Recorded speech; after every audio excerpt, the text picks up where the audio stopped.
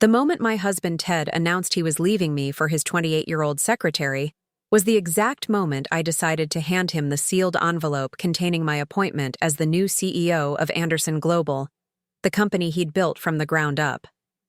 For 4 decades, I had stood in the shadows while he took center stage, while our friends and family saw me as just Ted's supportive wife, the woman who raised our children and hosted dinner parties while the real success in the family wore tailored suits and closed million-dollar deals, the expression on Ted's face, shock dissolving into disbelief, then hardening into something I'd never seen directed at me before. Fear is an image I'll treasure forever. But I'm getting ahead of myself. Let me take you back to where it all began, to the choices that led me here, and to the moment I finally reclaimed my worth. Before we jump back in, tell us where you're tuning in from, and if this story touches you, make sure you're subscribed, because tomorrow I've saved something extra special for you. I first met Theodore Ted Anderson in 1983 at Northwestern University's Business School orientation. I was 22, one of only 11 women in a class of 74. Ted was 24, confident and charismatic, having worked for 2 years at his father's small manufacturing company, before deciding he needed formal business education to take things to the next level, as he liked to say. While the other men in our cohort either dismissed or awkwardly flirted with the women, Ted treated me like an equal from day one.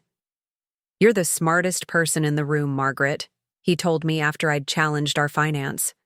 "Professor's outdated analysis. Everyone else just hasn't figured it out yet." I was Margaret Wilson then, the middle child from a working-class family in Columbus, Ohio.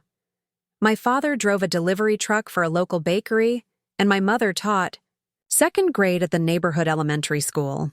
They had scraped together everything they had to help with my undergraduate tuition at Ohio State, where I'd earned a full scholarship for my MBA. Education was everything in our family. "Margaret has such a practical mind," my mother would tell relatives when they asked why I wasn't married yet, like my older sister Caroline. "She'll make someone an excellent wife someday, but right now, she's focused on her studies."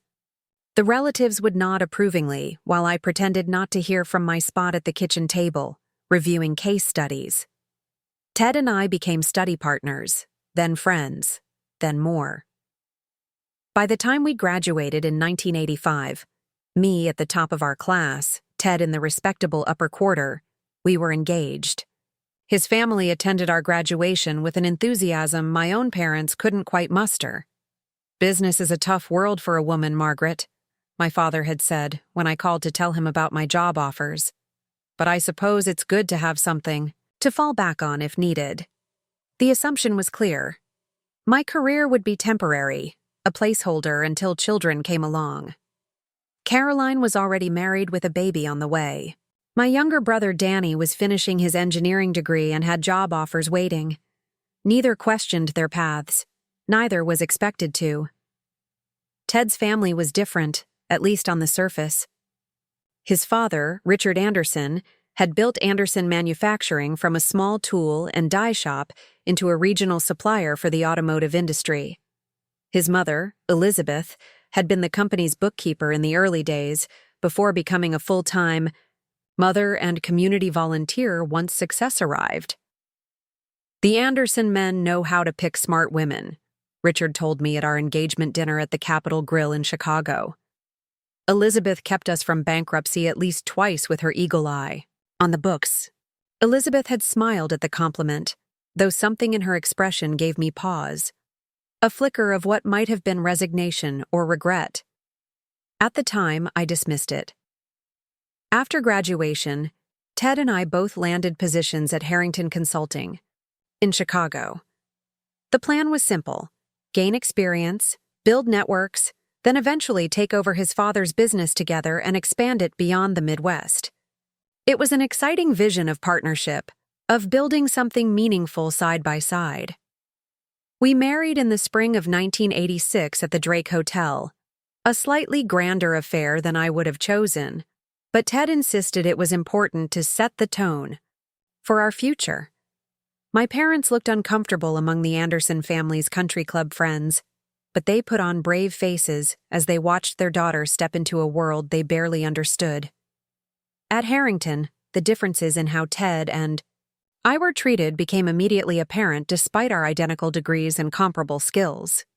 Ted was invited to client golf outings and placed on high-visibility projects. I was often asked to take notes in meetings or develop the presentations that others would deliver. "It's just how things work right now, Maggie," Ted said when I expressed frustration one evening in our small Lakeview apartment. "Play the long game.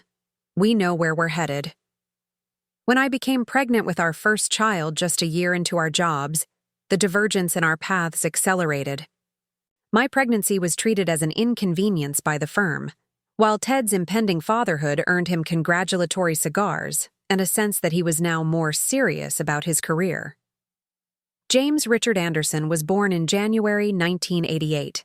I took the standard 6 weeks of leave, then returned to find my project load had been redistributed. Ted, meanwhile, had been promoted to senior consultant. "It makes sense," he reasoned when I expressed my frustration. "I can travel freely for clients. You're tied down with Jimmy now." By the time our daughter Emily was born in 1990, the decision had already crystallized. Ted would continue climbing the corporate ladder while I stepped back to focus on family. It wasn't presented as a choice, but as a logical conclusion. "Anderson Manufacturing is growing," Ted explained one night after the children were asleep. "Dad wants me to come in as VP of Business Development. This is our chance, Maggie.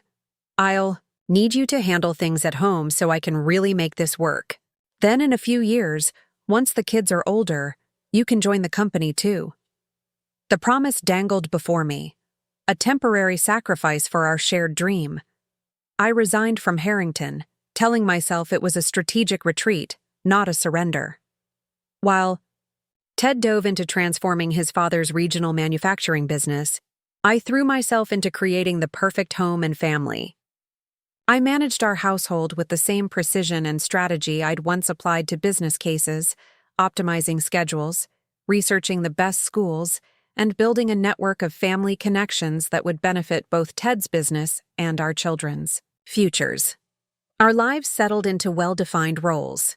Ted became the rising business star of Lake Forest, Illinois, where we'd moved to be closer to Anderson Manufacturing's headquarters.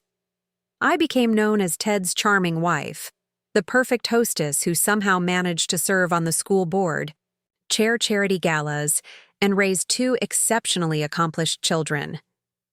What no one knew, not our friends in the country club set, not even Ted's parents, was that I had never fully stepped away from business. While Ted saw me as managing our investment portfolio as a hobby, I had methodically built it into something substantial. Starting with a $10,000 inheritance from my grandmother, I had researched, analyzed, and invested with the same rigor I had applied to my MBA studies. I developed a system. 20% of Ted's increasingly generous salary went directly into investments. I managed another 10% into a separate account in my name only, and we lived well on the rest. When Ted received bonuses or raises, I increased our investment percentage rather than our standard of living, something he barely noticed as he was too busy with the expanding company. By the time Richard Anderson retired in 1998, passing full control to Ted as CEO, our investment portfolio had grown to include a diverse mix of tech stocks, bought well before the boom, emerging market funds, and several strategic real estate investments that I managed through a property attorney to maintain privacy. Ted's father handed over a company with $15 million in annual revenue. Within 5 years, Ted had grown it to $50 million and rebranded as Anderson Global, expanding beyond automotive parts into aerospace and medical device components. I was genuinely proud of him. He had a talent for business growth, for inspiring teams, and for strategic vision. What Ted didn't know was that through careful proxy voting and strategic investments through blind trusts, I had gradually acquired a significant minority stake in Anderson Global's privately held shares. Each time the company needed capital for expansion, I ensured that some of it came from investment vehicles I controlled, using the business education and acumen I'd kept sharp all these years. I was playing the long game, just as Ted had once advised me to do, but with a strategy he never suspected. In family photos displayed around our 6,000-square-foot Lake Forest home, we looked like the perfect American success story. Ted, the distinguished CEO with silver temples and confident smile. Me, the elegant wife who had maintained her figure and style. Our son, James, who followed his father to Northwestern and then into management at Anderson Global. Our daughter, Emily, who had become a respected surgeon at Mayo Clinic. "You've done well for yourself, Ted," our friends would say at dinner parties in our professionally designed dining room. "We've been blessed," Ted would reply, giving my hand a perfunctory squeeze. I would smile and offer more wine, while mentally reviewing the quarterly performance of my most recent investments. By our 35th wedding anniversary in 2021, the portfolio I managed had grown to over $30 million, a fact known only to me and my financial advisor, Victoria Chen, who had been my roommate at Northwestern before dropping out to care for her ailing mother. Victoria had returned to finance years later, building a boutique wealth management firm that catered to women investors. She was one of the few people who knew that Margaret Anderson was far more than just Ted's supportive wife. "You know, you could have run a hedge fund," Victoria told me during one of our quarterly review meetings. "Your returns consistently beat the market." I had smiled. "And miss all those school board meetings and charity galas? What would Lake Forest Society have done without me?" We had laughed, but beneath the joke lay a question that increasingly nagged at me as I entered my 60s. What would I have become if I had made different choices? Would I have been the CEO of my own company? Would I have found the same fulfillment in boardrooms that I had sought in raising our children and supporting Ted's ambitions? Preparing and narrating this story took us a lot of time, so if you are enjoying it, subscribe to our channel. It means a lot to us. Now back to the story. The first indication that something was changing in my marriage came during our 39th anniversary dinner at Everest, the same upscale Chicago restaurant where we'd celebrated every milestone since Ted became CEO. We'd settled into comfortable routines over the decades, separate bathrooms, separate schedules, and increasingly separate lives held together by social appearances and family obligations. That evening, Ted seemed distracted, checking his phone repeatedly despite the magnificent skyline view and the $300 bottle of Bordeaux between us. "Is everything all right with the Miller contract?" I asked, assuming work was the distraction. The Miller Aerospace deal had been consuming him for months, a potential game-changer that would double Anderson Global's government contracting business. "What?" "Oh yes, fine," he replied, putting his phone face down on the table with unusual haste. "Legal's finalizing the terms, should sign next week." I nodded and sipped my wine, noting the slight flush on his neck that always appeared when Ted wasn't being entirely forthcoming.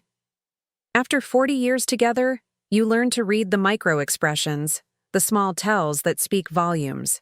"That's wonderful news," I said. James mentioned there were some complications with the intellectual property clauses. Ted's eyebrow twitched. Another tell. James should focus on his own department instead of discussing confidential negotiations with his mother. The sharpness in his tone surprised me. Our son had been with Anderson Global for 12 years now, rising to chief operating officer on merit rather than nepotism, something Ted had always insisted upon. The tension between them was new and puzzling. "He was only sharing good news with family," I replied mildly. "He's proud of what you're building together." Ted softened slightly, swirling his wine. "Of course. I'm just under pressure. The board is watching this deal closely." The board. 4 men and 1 woman, all Ted's country club friends who had invested in Anderson Global during its expansion phases. They exercised minimal oversight as long as the company continued its steady growth. Their sudden interest was noteworthy. Anyone in particular expressing concerns? I asked casually. Ted hesitated. Robert Ward is being his usual cautious self, and there's a push to bring in some new blood, younger perspectives. Robert Ward was the chairman, a conservative investor who had been Ted's mentor in the early days. The mention of new blood piqued my interest, but before I could probe further, Ted changed the subject. How's the planning for the hospital? Charity gala coming along? It was a clear deflection, but I allowed it, filing away the information for later consideration. Something was shifting at Anderson Global, and for the first time in years, Ted wasn't confiding in me. In the weeks that followed, small changes accumulated. Ted began working later, scheduling early breakfast meetings and traveling more frequently, always with vague explanations that didn't quite add up. His executive assistant of 15 years, Brenda, was reassigned to the legal department and replaced by a new hire named Amber Collins. I met Amber at the company Christmas party, a strikingly beautiful woman with expertly highlighted blonde hair and a master's degree from Wharton, according to her effusive introduction. At 28, she was half Ted's age, but spoke with the polished confidence of someone who had precisely calculated her effect on others. "Mrs. Anderson?" She'd greeted me, her handshake firm but brief. "Ted has told me so much about you. Your charity work is so admirable." There was something in the way she said Ted instead of Mr. Anderson that registered immediately, and the subtle emphasis on my charity work, not my business acumen or the fact that I'd graduated top of our MBA class, told me exactly how my husband had framed me to his attractive new assistant. "How interesting," I replied with the practiced smile I'd perfected over decades of Lake Forest social politics. "Ted rarely mentions his administrative staff to me." Her smile tightened almost imperceptibly, and Ted, appearing suddenly at her side with fresh drinks, gave me a warning look. "Amber is actually my new executive strategic assistant," Ted corrected. "She's been instrumental in preparing the analytics for the Miller presentation." "How wonderful to have such a qualified assistant," I said, almost like having another executive on staff. Ted laughed a little too heartily. "Margaret always had a great sense of humor," he told Amber, who smiled obligingly. That night, I made a rare late-evening call to Victoria. "I need to accelerate our timeline," I said when she answered. Victoria, accustomed to my strategic thinking, didn't need elaboration. "The Anderson Global situation?" "Yes. How close are we?" "At current stock valuations, and with the proxies we've secured, you're at 21% ownership. The Ward Family Trust holds 23%. Ted owns 30% directly, and the remaining shares are split among minor investors and management." I considered the numbers. "And Robert Ward's position?"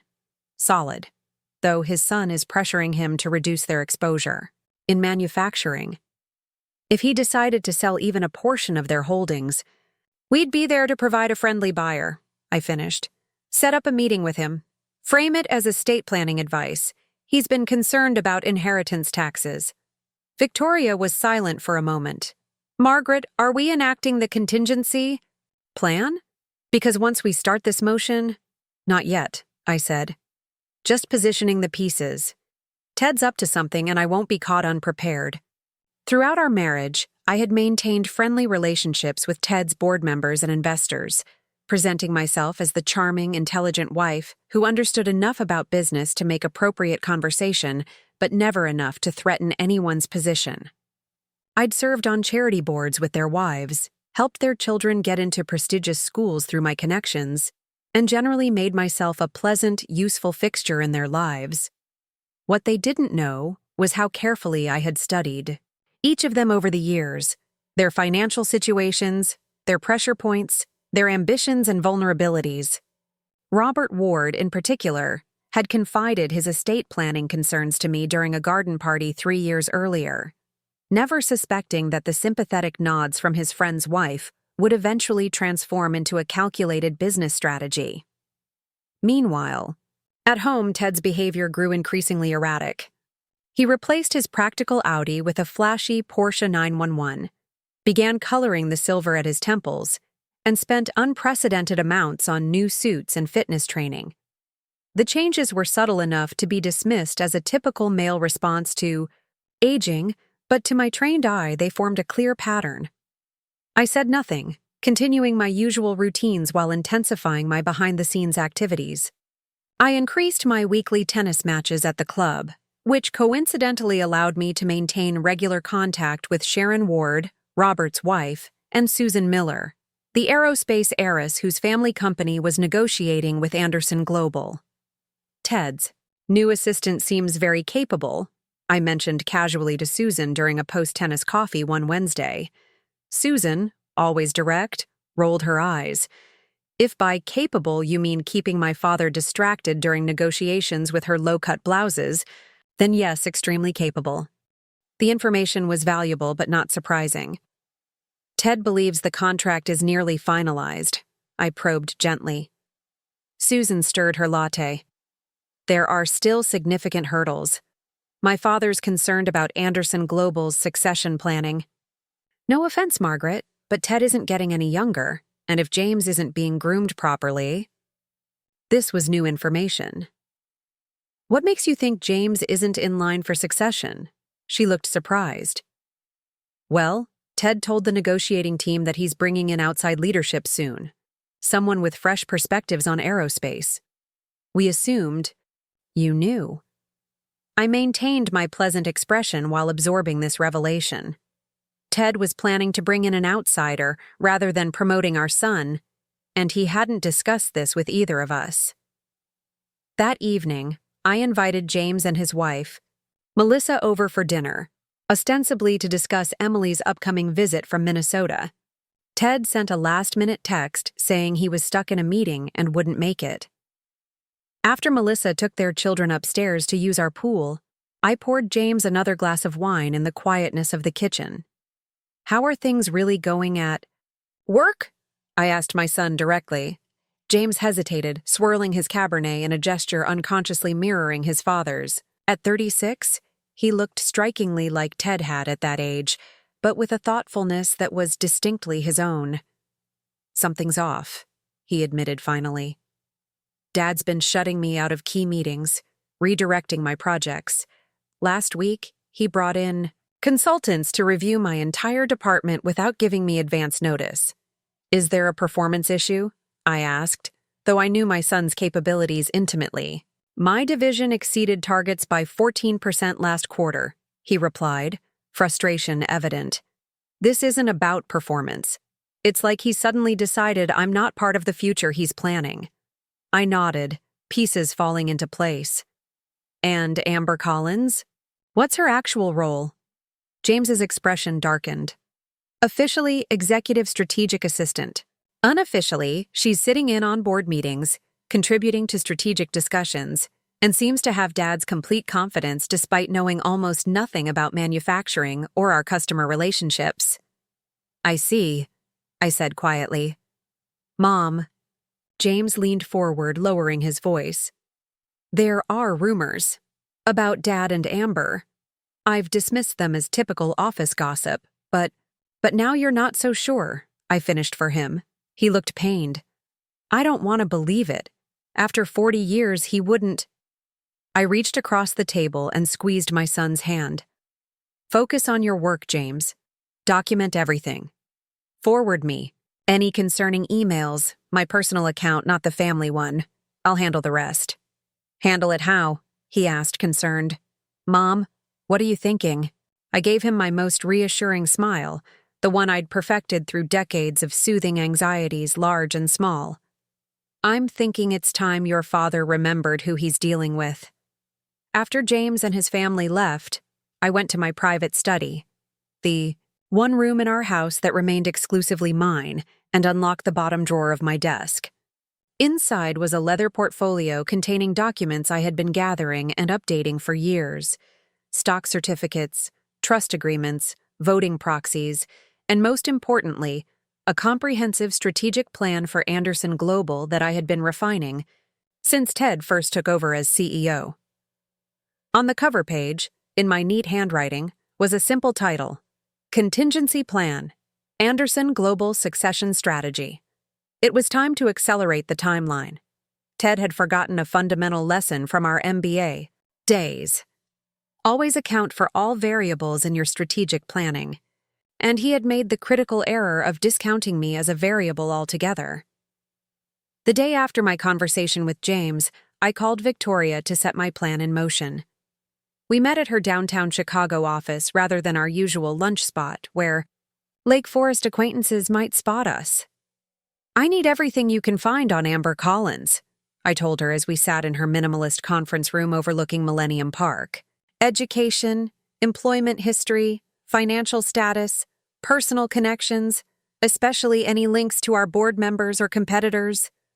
Victoria raised an eyebrow, but didn't question my request. We'd been friends long enough for her to recognize my serious tone. "I'll have my team start immediately," she said, making notes. "What about the ward situation?" "Schedule that meeting as soon as possible, and I'll need a complete breakdown of Anderson Global's corporate structure, including any vulnerabilities in Ted's leadership position." Victoria set down her pen and looked at me directly. "Margaret, before we go further, I need to ask, is this about saving your marriage or taking control of the company?" I considered her question carefully. After 40 years with Ted, disentangling, our personal and professional lives was nearly impossible. The company was as much my creation as his. My sacrifice had enabled his success. My social connections had opened doors. My strategic advice, always offered as gentle suggestions over dinner, had guided key decisions. "They're inseparable," I finally answered. "But if I had to choose, the company's future takes priority. Anderson Global employs over 500 people and supports twice as many families. I won't let Ted's midlife crisis jeopardize that." Victoria nodded, satisfied. "I'll have preliminary information to you by tomorrow, and Margaret," she hesitated briefly, "be prepared for what we might find. These situations are rarely better than they first appear." Her warning proved prophetic. 2 days later, I sat in my home office reviewing the dossier her team had compiled on Amber Collins. The basic facts aligned with what Ted had shared. Wharton MBA, previous experience at a boutique consulting firm in Philadelphia, impressive recommendations. But deeper investigation revealed concerning patterns. Amber had worked closely with 3 different married executives before Ted, each position lasting approximately 18 months. In each case, she had received unusually rapid promotions and compensation increases. Her financials showed recent extravagant purchases: a luxury condo in downtown Chicago, a new BMW, designer clothes, expenditures that significantly exceeded her official salary. Most troubling was a series of text messages Victoria's investigator had obtained, exchanged between Amber and a contact identified only as RW. The content strongly suggested that Robert Ward, our board chairman, had recommended her to Ted for reasons beyond professional qualifications. "He's taken the bait completely," read one message from Amber to RW. "Already talking about restructuring the executive team." The response from RW was equally concerning. "Perfect. Keep him distracted through the Miller negotiations. We need him compliant when the offer comes." I sat back, processing the implications. This wasn't just a simple affair. Ted was being manipulated, and possibly corporate espionage was involved. But by whom? Robert Ward had been Ted's mentor and friend for decades. What would motivate him to undermine Ted now? The answer came the following morning, when Victoria called with news. "Miller Aerospace isn't the only company interested in Anderson Global," she reported.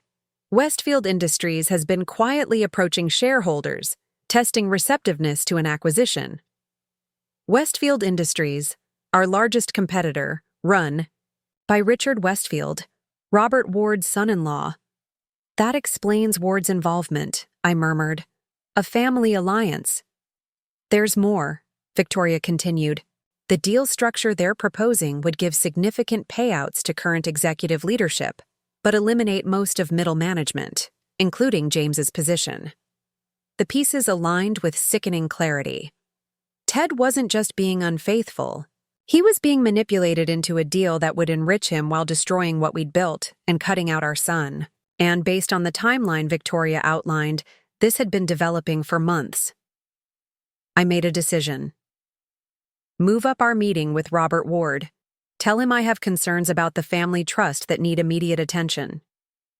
The next day, I met Robert at the Chicago Club, a venue where business discussions between old friends would appear perfectly natural. At 72, Robert Ward remained imposing, tall, silver-haired, impeccably dressed in a bespoke suit that signaled old money and power. "Margaret, always a pleasure," he greeted me, his handshake firm. "Though I must admit, your urgency was intriguing." I smiled warmly, playing the role he expected. "Thank you for making time, Robert. I've been reviewing our family's financial positions, and some concerning patterns emerged that might affect your interests as well." His expression remained pleasant, but I noticed the slight narrowing of his eyes. "Oh? What sort of patterns?" I placed a folder on the table between us. "Information suggesting Westfield Industries is preparing a hostile takeover attempt of Anderson Global, structured to specifically benefit certain executives while disadvantaging long-term shareholders like your family trust."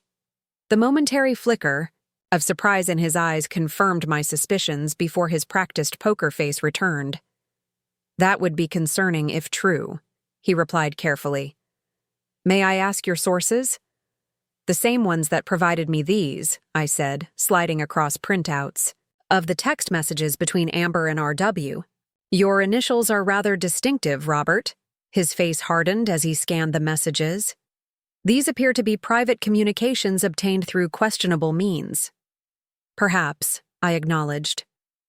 "Just as using a young woman to manipulate, my husband involves questionable ethics, especially when your true goal is to help your son-in-law acquire our company at a discount."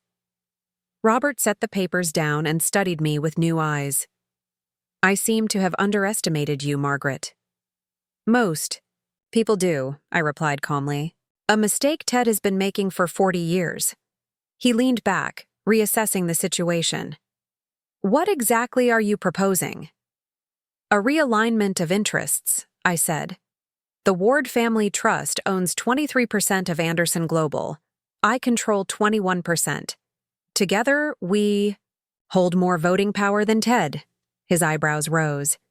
"You control 21%? How is that possible?" I smiled. "Strategic investments over 40 years. The details aren't important. What matters is that I can either be your greatest ally or your most determined opponent." "And what would this alliance entail?" he asked cautiously. "Your support for leadership changes at Anderson Global.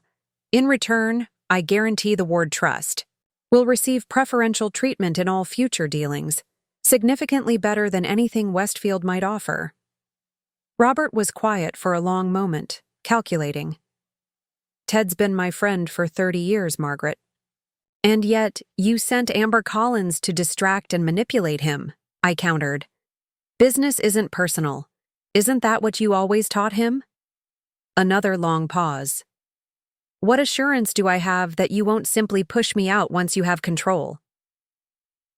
Reached into my briefcase and withdrew a formal agreement. A legally binding commitment, already signed by me, guaranteeing the Ward Trust's position and influence for the next decade, including 2 board seats and preferential dividend treatment. He took the document, scanning it with the practiced eye of someone who had been reviewing contracts for decades. "This is quite generous." "I value loyalty, Robert. Actual loyalty, not the facade of friendship while orchestrating a takeover." "And Ted," he asked, "what happens to him in this scenario?" "That depends entirely on his next moves," I replied. "But I can promise a more dignified outcome than what awaited him in your plan with Westfield." Robert studied me with newfound respect. "You know, in all these years, I never truly saw you, Margaret. Ted always presented you as his supportive wife, focused on family and charity work." "That's exactly how I wanted to be seen," I said. It's remarkable how much you can accomplish when people underestimate you." He nodded slowly, then reached for his Mont Blanc pen. "I believe we have an agreement. With Robert's signature securing his 23% voting block alongside my 21%, I now effectively controlled Anderson Global. But I wasn't ready to act yet. First, I needed to understand the full extent of Ted's betrayal and exactly how far his relationship with Amber had progressed. That evening, I scheduled a long overdue lunch with Brenda Stevens, Ted's former executive assistant who had been abruptly moved to the legal department after 15 years of loyal service. We met at a small cafe in Evanston, far from Lake Forest or the company offices. Brenda appeared nervous, constantly checking her phone. At 58, she had devoted her career to Anderson Global, expecting to retire there in a few years. "Thank you for meeting me, Brenda," I began gently. "I've missed our conversations since you changed departments." She smiled tightly. "It's good to see you, Mrs. Anderson, though I must admit I was surprised by your invitation." "I imagine you were surprised by a lot of recent changes," I said, watching her carefully. Her eyes dropped to her coffee cup. "It's not my place to comment on company restructuring decisions." "Brenda," I leaned forward, lowering my voice. "I know my husband didn't voluntarily reassign you after 15 years. I need to understand what's happening at Anderson Global, and I think you do too." Her resistance crumbled slightly. "Mrs. Anderson, I don't want to cause problems." "You're not causing them. You're helping me solve them," I assured her. "The company you've dedicated your career to is at risk, and my family's legacy is in jeopardy. I need your help." After another moment's hesitation, Brenda's professional reserve broke. "It started about 6 months ago when Ms. Collins joined as a strategic consultant. Within weeks, she was sitting in on confidential meetings, offering opinions on matters she had no experience with, and—" she hesitated. "And developing a personal relationship with my husband," I finished for her. Brenda nodded miserably. "I tried to warn him that she was accessing sensitive files, asking unusual questions about shareholder structures and board voting procedures.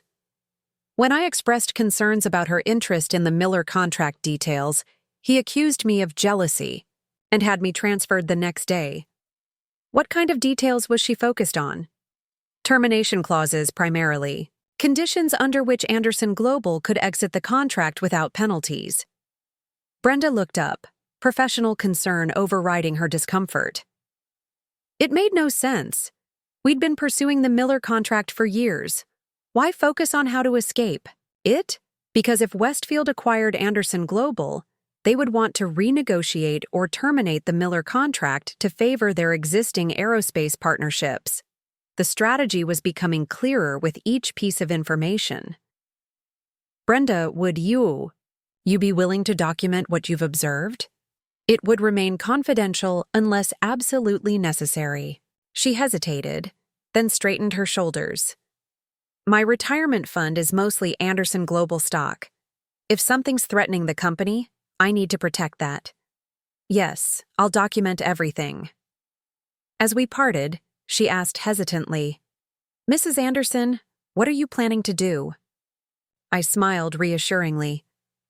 "What I've always done, Brenda. Take care of the things that matter most. The only difference is, this time I won't be doing it quietly from the sidelines."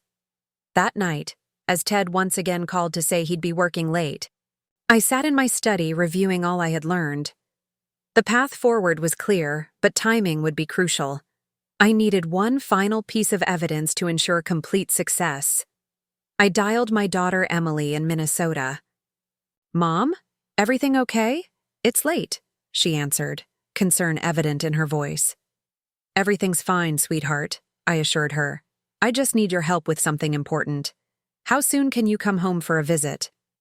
Emily arrived 3 days later, her practical Toyota pulling into our circular driveway just after noon.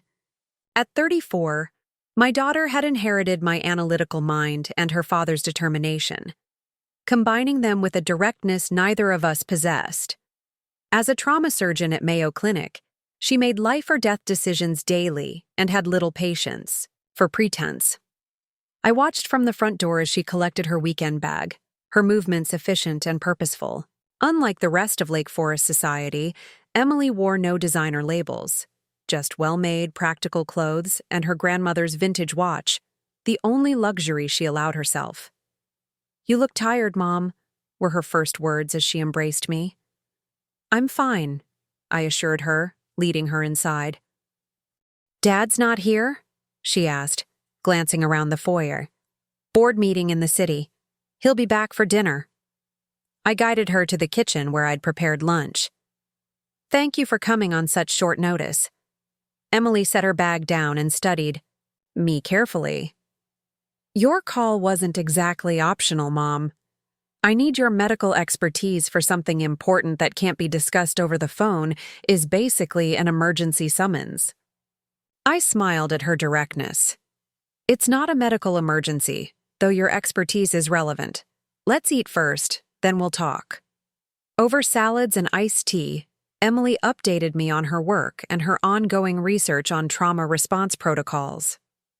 We kept the conversation light until we moved to the sunroom with coffee. "All right, Mom, what's this about?" Emily asked, settling into a wicker chair. "You're being more cryptic than usual, which is saying something." I took a deep breath. "I need you to prepare a detailed medical history and current wellness assessment for your father." Her brow furrowed. "What? Why would you need that?" "Because within the next 2 weeks, I'm going to become CEO of Anderson Global, and I need to ensure the transition documentation is airtight." Emily stared at me, coffee cup frozen halfway to her lips. "I'm going to need a lot more information." For the next hour, I outlined everything. Ted's affair with Amber, the Westfield takeover attempt, Robert Ward's betrayal, and my counter-strategy. Emily listened without interruption, her expression growing increasingly concerned. "So, to summarize," she said when I finished, "Dad's having a midlife crisis affair with his secretary, who's actually a corporate spy working with our family friend to help a competitor take over Dad's company, which would screw over both my brother and hundreds of employees. And your solution is to take over as CEO yourself." "That's an accurate summary," I confirmed. "And you need a medical assessment because I anticipate Ted will fight this transition, possibly claiming I'm acting irrationally or have ulterior motives. If he attempts to frame this as a vindictive wife's response to infidelity, I need to reframe it as a responsible board action based on his recent erratic judgment and potential cognitive concerns." Emily set down her cup. "You want me to suggest Dad is mentally compromised?" "Only if he forces that strategy," I clarified. "I'm hoping he'll recognize the inevitability of the situation and accept a dignified transition. But I need contingencies for all scenarios." "Mom, I'm a doctor. I can't fabricate medical concerns." "I'm not asking you to fabricate anything," I interrupted firmly. "I'm asking you to document genuine changes in behavior and decision-making that could indicate cognitive issues requiring evaluation. The drinking, the impulsivity, the rejection of long-standing relationships, the susceptibility to manipulation. These are legitimate concerns for a man of his age and position." Emily was quiet for a long moment. "Has he actually shown signs of cognitive decline, or are you creating a narrative to serve your purposes?" The question stung, but I respected her ethical concerns. "Your father has always been ambitious and sometimes ruthless in business, but never self-destructive.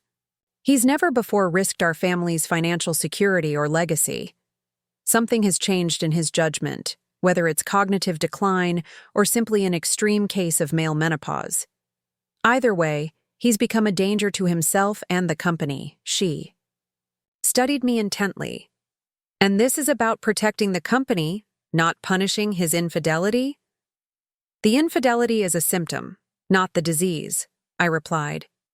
"If he were simply having an affair but maintaining sound business judgment, we could address that privately. But he's being manipulated into decisions that will destroy everything we've built. I can't allow that." After another long pause, Emily nodded slowly. I'll prepare an objective assessment based solely on observable behavioral changes and decision-making patterns, but I won't fabricate or exaggerate symptoms, Mom. My professional ethics aren't negotiable.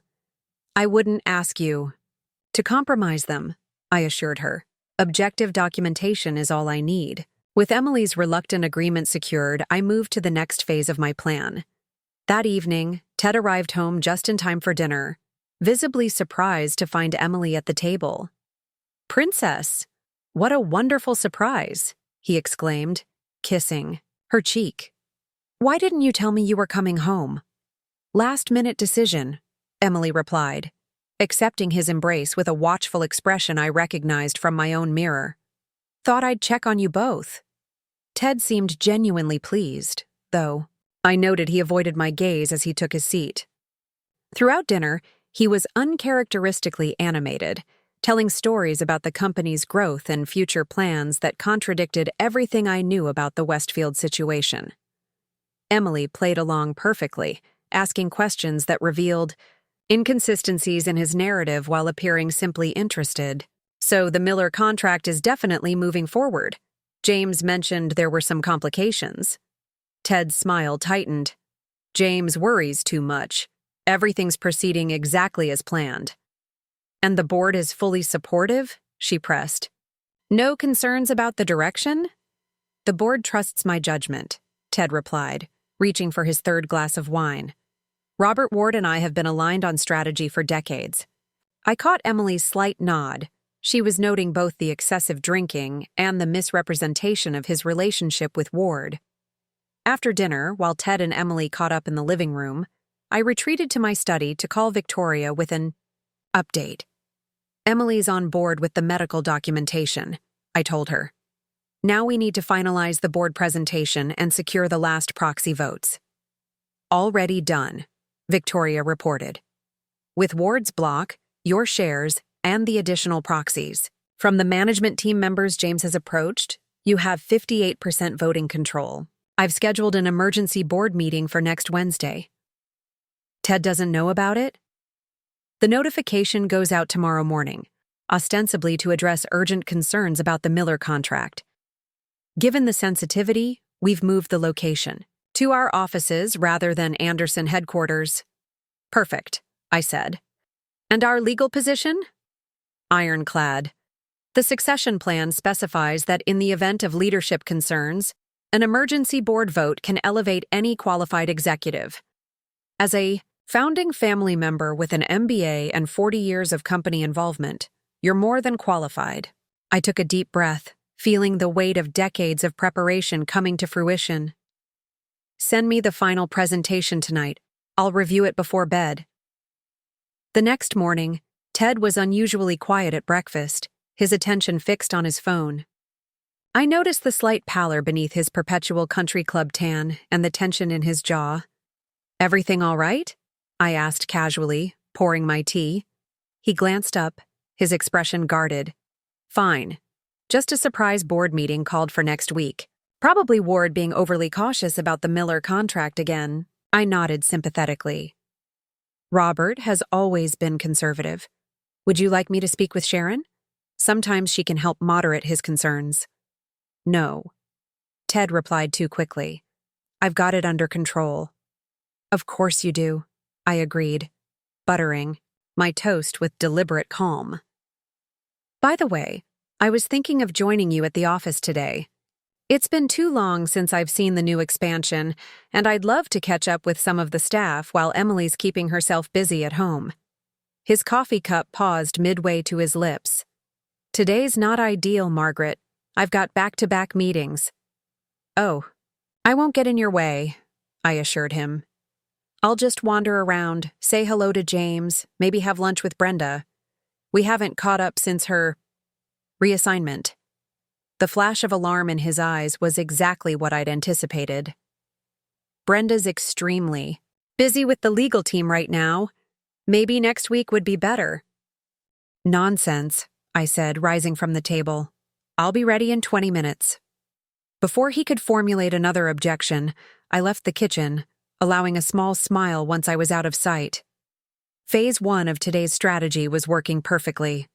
Ted was off balance, concerned about my unexpected interest in the office dynamics. I dressed carefully in a conservative navy suit that I reserved for bored spouses events, adding a strand of pearls and subtle makeup. The image in the mirror reflected exactly what Ted had always presented to his colleagues: his elegant, supportive wife, interested but not interfering in business matters. The drive to Anderson Global headquarters was quiet, Ted alternating between tense phone calls and strained small talk. As we pulled into his reserved parking space, I noticed Amber's BMW in a visitor spot nearby. "I thought executive assistants had assigned parking in the garage," I commented innocently. Ted's hands tightened on the steering wheel. "Amber's position is unique. She often needs to come and go for off-site meetings." "How considerate of you to accommodate her schedule," I replied, gathering my purse. "I'm looking forward to seeing her in action. Her strategic insights must be impressive to have earned such special treatment." Ted's face darkened as he shut off the engine. "Margaret, I know what you're doing." I turned to him with an expression of perfect innocence. "What am I doing, Ted? Taking an interest in your work? Isn't that what you've always wanted?" Without waiting for his response, I exited the car and headed toward the building's main entrance, forcing him to follow. The security guard greeted me warmly.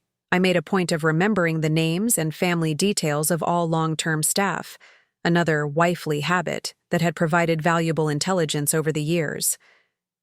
"Mrs. Anderson, what a pleasure to see you," the receptionist exclaimed as we entered the lobby. "It's been too long." "Hello, Diane. How are the twins doing in college?" I asked, signing the visitor log with practiced ease. "Thriving, thank you." "For asking. And thank you for the recommendation letter. Bradley got the internship at Northwestern Memorial." Ted shifted impatiently beside me. "Margaret has some appointments this morning. I'll need a visitor badge for her." I smiled at his transparent attempt to restrict my movements. "Actually, I thought I'd start by saying hello to James. Then perhaps Brenda, if she's available." "I'll have someone escort you," Ted insisted, gesturing to a young man hovering nearby. "That won't be necessary," I countered smoothly. "I've been coming to this building for 20 years, Ted. I think I can find my way to our son's office." Before he could object further, his phone rang, a call he clearly couldn't ignore based on his expression when checking the screen. "I need to take this," he said tersely. "We'll catch up later." "Of course, dear. Don't let me disrupt your day." As Ted retreated toward the executive elevator, I turned back to Diane. "I wonder if you could help me with something. I'd like to review the visitor logs for the past few months. The Women's Business Alliance is planning an event, and I want to make sure we don't overlap with any major client meetings." Diane hesitated only briefly. I had chaired the company's Women's Business Alliance for over a decade, making my request seem perfectly reasonable. "Of course, Mrs. Anderson. Let me pull those up for you." 20 minutes later, I left the reception area with what I needed: documented evidence of Amber's frequent weekend visits to the office, always coinciding with Ted's claimed emergency work sessions, and most interestingly, several visits from Richard Westfield logged as vendor meetings, despite Westfield Industries being our direct competitor, not a vendor. My next stop was James's office on the operations floor. My son looked up in surprise as I appeared in his doorway.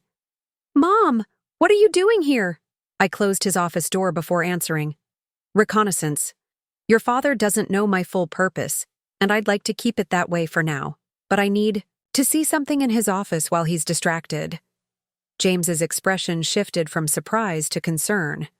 "Mom, are you sure about whatever you're planning? Dad may be acting strangely, but breaking into his office seems extreme." "I'm not breaking in," I corrected. "I'm simply accessing information that, as a major shareholder and potential future CEO, I have every right to review." His eyes widened. "Future CEO? Mom, what's going on?" "I don't have time to explain everything now," I said, checking my watch. Ted has a standing meeting with department heads at 11. That gives me 20 minutes. I need you to get me into his office without raising alarms." James ran a hand through his hair, a gesture so like his father's that it momentarily wrenched my heart. "This is crazy." "No, James," I said firmly. "What's crazy is standing by while your father dismantles everything we've built. Will you help me or not?" After a moment's hesitation, he nodded.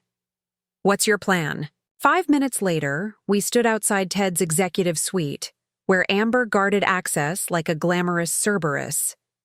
"James," she acknowledged coolly, then looked at me with barely disguised annoyance. "Mrs. Anderson, Ted mentioned you were visiting today, but he's currently unavailable." "Actually," James interrupted, "we need access to Dad's office.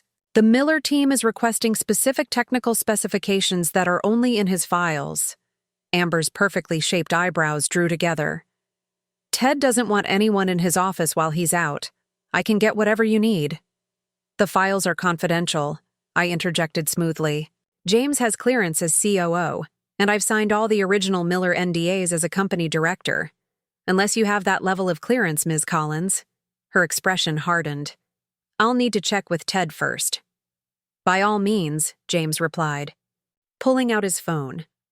"I'll let him know we're waiting, though he's probably going to be irritated about the delay.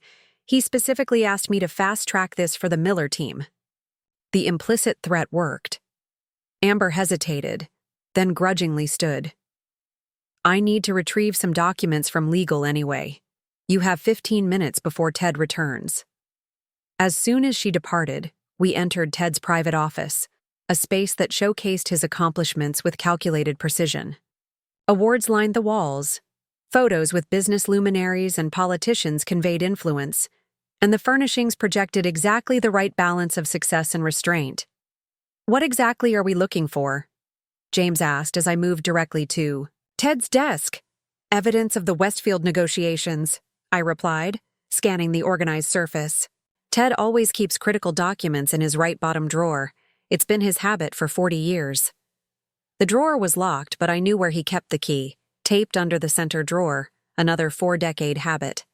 Inside, I found exactly what I expected, a preliminary acquisition offer from Westfield Industries, with terms that confirmed my worst suspicions.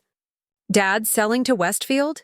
James asked incredulously, reading over my shoulder. "This would eliminate half our departments, including mine." "Not if the deal includes a tidy consulting package for the former COO, I pointed out, indicating a clause on the 3rd page. "Your father gets a golden parachute.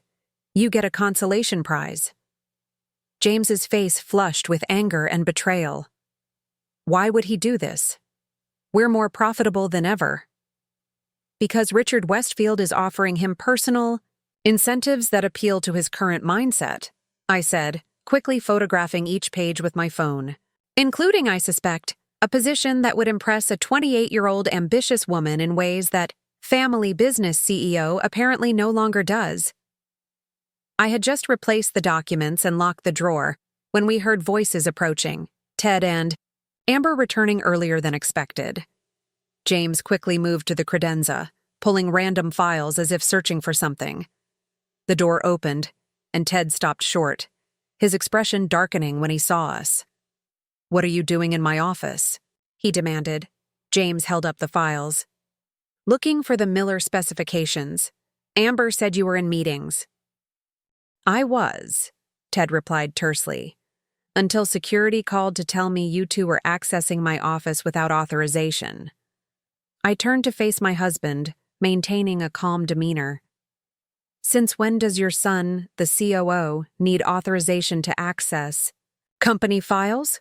Or your wife of 40 years need permission to enter your office?" Ted's jaw tightened.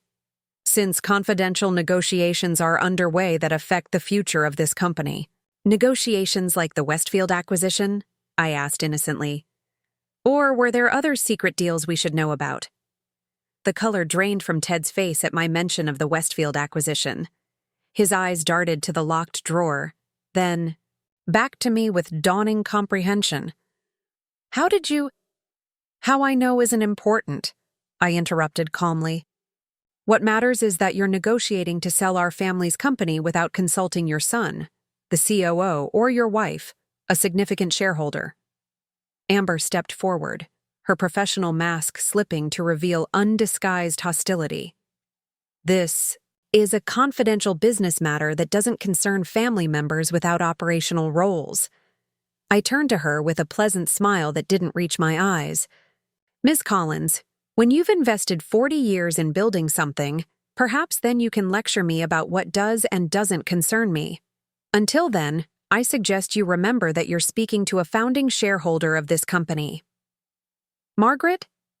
Ted interjected, his tone shifting to the placating one he used when trying to manage difficult situations. This is a preliminary exploration, nothing more. The board is simply examining options to maximize shareholder value. By selling to our largest competitor? A deal that would eliminate half our workforce? James demanded, his professional composure cracking. That's not maximizing value. That's gutting everything we've built. Ted's expression hardened. You don't understand the complexities involved. Westfield has distribution channels we need for growth. Distribution channels? I echoed incredulously. Ted, they want our technology and client relationships. Once they have those, they'll discard everything else, including you, once you've served your purpose. A flash of uncertainty crossed his face before Amber touched his arm possessively.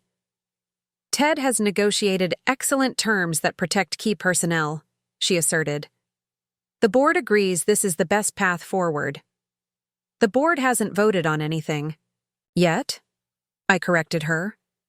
And when they do on Wednesday, you might be surprised by the outcome. Ted's eyes narrowed. What does that mean? It means I've spent 40 years being underestimated, and that ends now. I gathered my purse, maintaining the calm demeanor that had become my signature. James, I believe we have what we came for. This discussion isn't over, Margaret, Ted called as we moved toward the door. I paused, looking back at the man I had built a life with, the brilliant, ambitious boy who had become a successful but morally compromised man.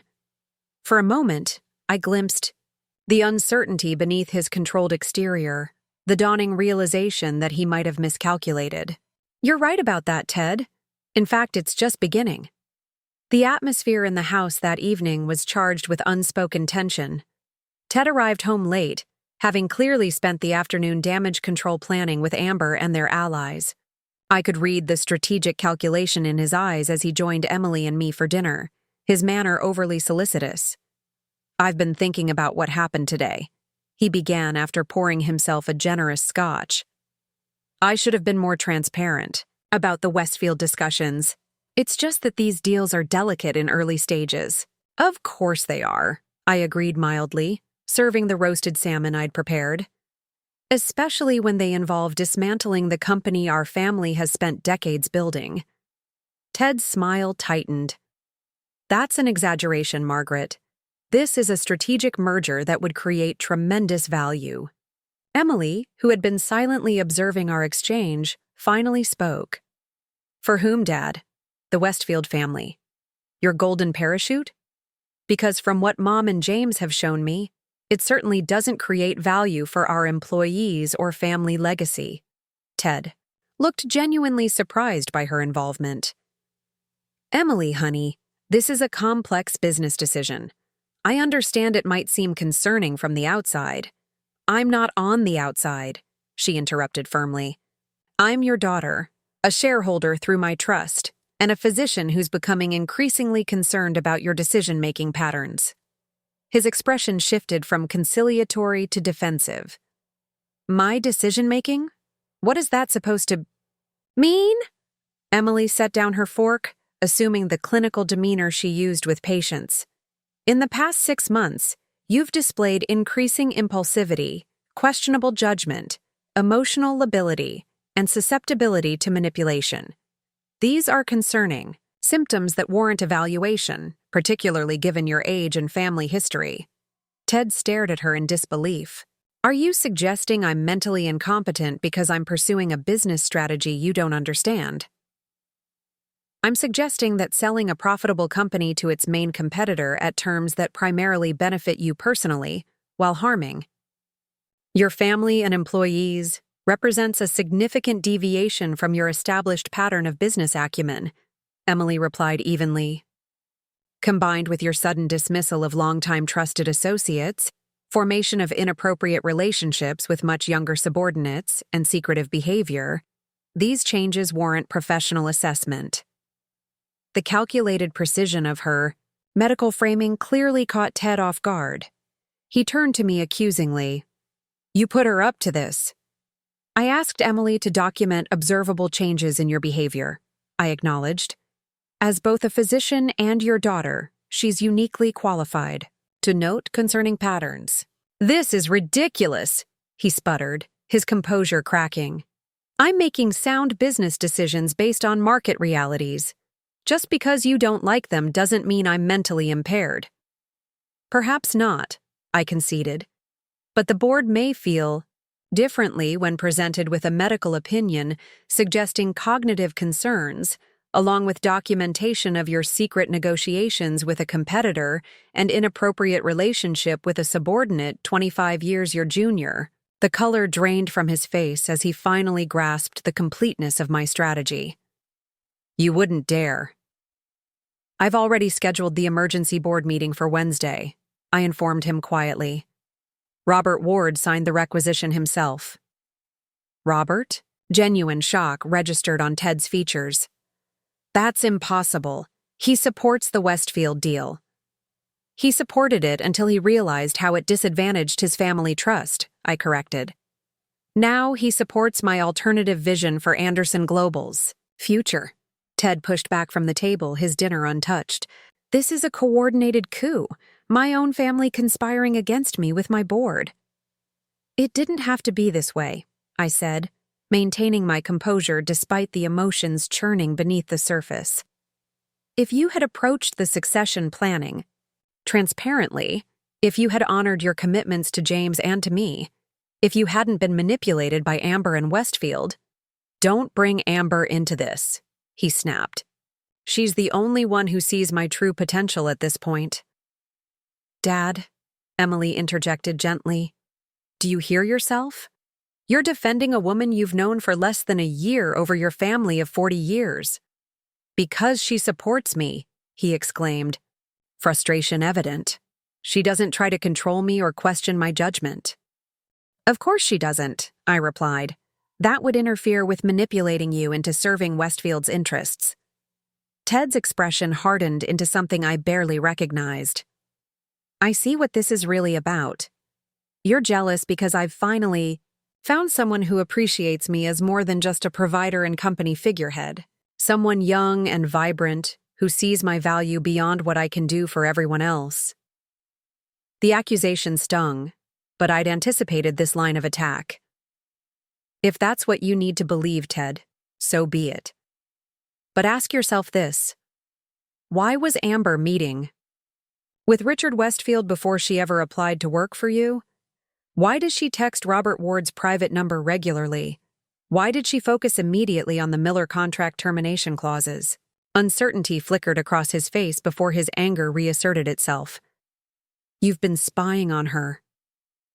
I've been protecting our company, I corrected. Something you've increasingly failed to do. Ted grabbed his scotch and stood abruptly. This conversation is over. I'm calling an emergency meeting with my leadership team tonight. Whatever you're planning, Margaret, I suggest you reconsider. You have no idea what you're up against. Actually, Ted, for the first time in 40 years, I think you have no idea what you're up against. After he stormed out, Emily and I sat in silence for a moment before she reached across the table to squeeze my hand. Are you okay? I considered the question carefully. Was I okay? My 40-year marriage was effectively ending. The husband I had loved, supported, and built a life with had betrayed both our family and the company we'd created together. Yet, alongside the grief and anger, I felt an undeniable sense of liberation. freedom from the constraints of being merely Ted's supportive wife. "I'm better than okay," I answered honestly. "I'm finally stepping into the role I should have claimed decades ago. And after the board meeting? If you succeed in becoming CEO, what then? Can you really run Anderson Global?" I smiled at my daughter's concern. "Emily, I've been effectively running portions of Anderson Global from behind the scenes for 40 years. Every major strategic decision Ted has made passed through our dinner table first. The difference now is that I'll be doing it openly, with the title and authority I've earned." She nodded, studying me with new eyes. "You know, growing up, I always saw you as Dad's support system. It never occurred to me that you might be the actual strategic genius in the family." "That was by design," I admitted. "Your father needed to be perceived as the visionary. His ego required it, and frankly, it served my purposes too. People reveal more to those they underestimate." "Like how you got Robert Ward to switch sides," Emily observed. "Exactly. Robert never saw me as a threat or competitor, just Ted's charming wife who understood enough about business to make appropriate conversation. That blind spot gave me the perfect opportunity to outmaneuver him." Emily's phone buzzed with a text message. She checked it, and her expression grew concerned. "Dad's calling an emergency staff meeting at the office. James says Amber is already contacting board members." "As expected," I replied calmly. "Ted's fighting back. We need to accelerate our timeline." I pulled out my own phone and dialed Victoria. "It's happening sooner than we anticipated. Ted's mobilizing tonight. We need to move the board meeting to tomorrow." "I'll make the calls," Victoria responded without hesitation. "The documentation package is ready to distribute. What about the CEO transition plan?"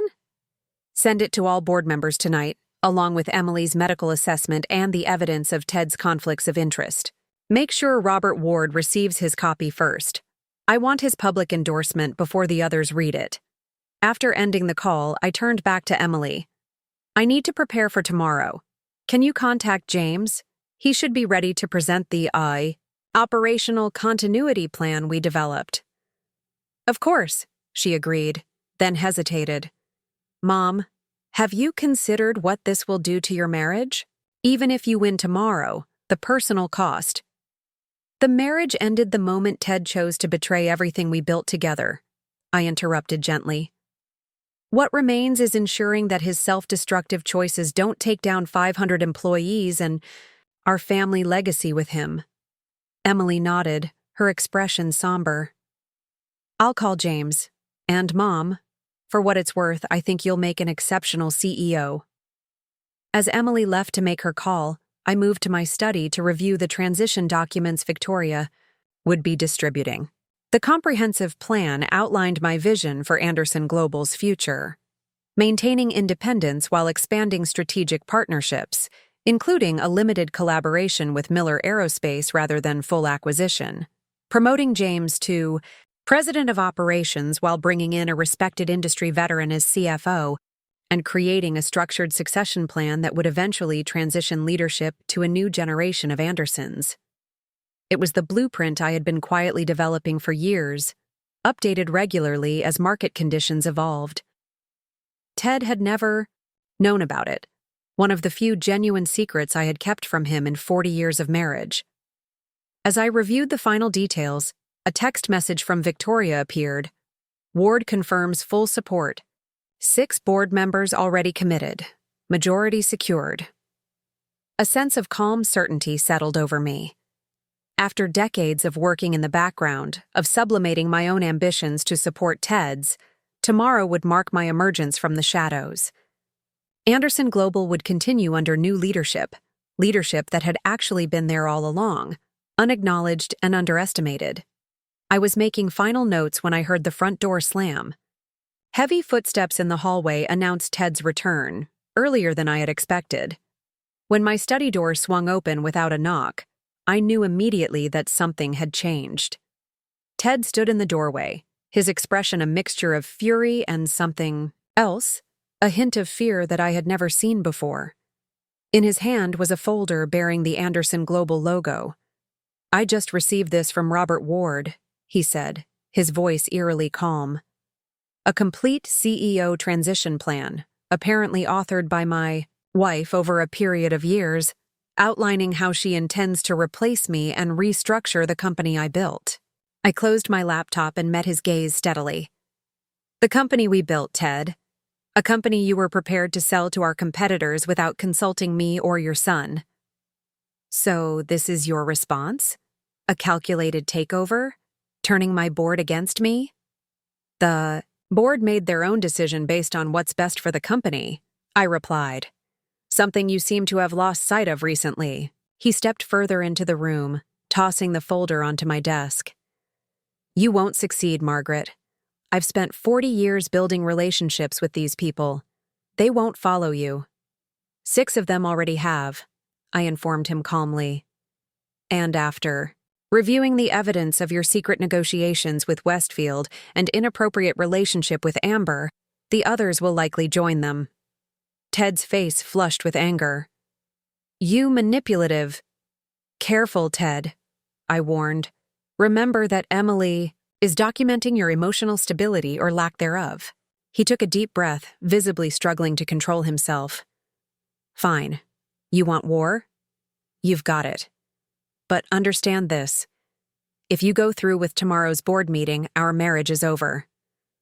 I stood, facing him directly. "I think we both know it already is." Ted slammed the front door as he left, the sound echoing through our house like the final note of a 40-year symphony. I remained in my study, hands perfectly steady as I sent Victoria a brief update about the confrontation. This development wasn't unexpected. I had calculated a 78% probability that Ted would leave once backed into a corner. Emily appeared in the doorway moments later. "Was that Dad leaving?" "Yes," I confirmed, closing my laptop. "He's chosen his path." She leaned against the doorframe, concern etched across her features. "Where will he go?" "Most likely to Amber's downtown condo," I replied, having long ago tracked the property purchase through shell companies that ultimately led back to Anderson Global's discretionary executive expense account. Another piece of evidence compiled for tomorrow's board presentation. "You don't seem upset," Emily observed, studying me carefully. I considered her assessment before responding. "I grieved the end of my marriage months ago when I first recognized the patterns in Ted's behavior. What you're seeing isn't lack of emotion, it's acceptance." Emily crossed the room and perched on the edge of my desk. "Have you thought about what happens after tomorrow? Win or lose, your life is going to change fundamentally. I've had contingency plans for decades, Emily. It's what your grandmother taught me. Always know your exit strategies." My mother, Claire Wilson, had been trapped in an unhappy marriage to my domineering father until his heart attack when I was 15. Left with 3 children and limited options, she had struggled to remake her life, eventually finding modest success as a school administrator. Her most frequent advice to me had been simple. "Never depend completely on any man, Margaret. Keep your own money, your own skills, and your own escape route." While I had loved Ted sincerely, I had never forgotten that advice. Every investment, property acquisition, and network connection had been documented in my contingency portfolio, a comprehensive exit strategy that had evolved from simple financial independence to complete professional autonomy over 4 decades. "I remember Grandma's advice," Emily said with a small smile. "She'd be proud of you." "She'd be proud of both of us," I replied, reaching out to squeeze my daughter's hand. "Now, we should rest. Tomorrow will require all our focus." Sleep, however, proved elusive. Around midnight, I gave up trying and moved to the window seat in my bedroom, the same spot where I had nursed both my children, reviewed countless business proposals disguised as casual reading, and planned decades of family and corporate strategies. The moonlight illuminated the garden I had meticulously designed, with its carefully selected perennials organized for continuous blooming throughout the seasons. Like my investment portfolio and professional development, the garden reflected my core philosophy. Patient cultivation yields sustained results. My phone buzzed with a text from James.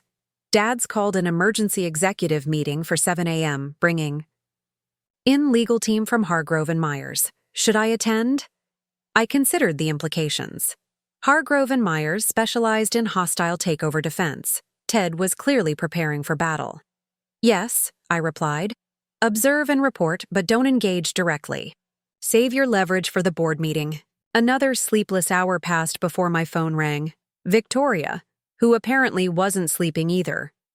We may have a problem, she said without preamble. Ted's team is preparing an injunction to block tomorrow's board meeting, claiming improper notice and procedural violations. On what grounds? I asked, instantly alert. They're arguing that as a non-employee, you have no standing to request an emergency board session regardless of your shareholder status. It's thin, but could delay us by days or weeks, time they'd use to solidify the Westfield deal. I processed this information quickly. They've overlooked something. Check my original employment contract from 1986. I was never formally terminated when I stepped back to raise the children. Technically, I've been on extended family leave for 35 years. Victoria was silent for a moment. That's actually brilliant. If your employment was never officially ended, then I remain an employee with standing to call an emergency meeting, particularly as a significant shareholder raising governance concerns. I finished. The contract should be in the archived HR files under my maiden name, Wilson. I'll have someone pull it first thing in the morning, Victoria promised. But we should have a backup strategy in case. Already in place, I assured her. If they block the meeting, we proceed with the shareholder action plan. I've documented every corporate governance violation, conflict of interest, and fiduciary breach. The Delaware Chancery Court would likely grant us expedited proceedings given the pending Westfield transaction. Victoria's admiration was evident in her voice. You've truly thought of everything. Not everything, I admitted, but enough to be prepared for Ted's most likely counter-moves. After we hung up, I reviewed my presentation once more, refining key points and anticipating potential objections. The comprehensive slide deck outlined not only the governance concerns with Ted's leadership, but also presented a detailed vision for Anderson Global's future. Strategic expansion into adjacent markets, technology investments to modernize manufacturing, processes, and a partnership approach that would maintain our independence while creating growth opportunities. This was my moment to demonstrate that I wasn't merely opposing Ted's plan. I was offering a superior alternative backed by decades of careful analysis and strategic foresight. Dawn was breaking when I finally closed my laptop. After a quick shower, I selected my armor for the day. A perfectly tailored charcoal suit from a small Milanese atelier I had discovered during a shopping trip that had actually been a reconnaissance mission to assess a potential European manufacturing partnership. The subtle power shoulders and immaculate lines conveyed exactly the image I needed: professional authority without theatrical intimidation.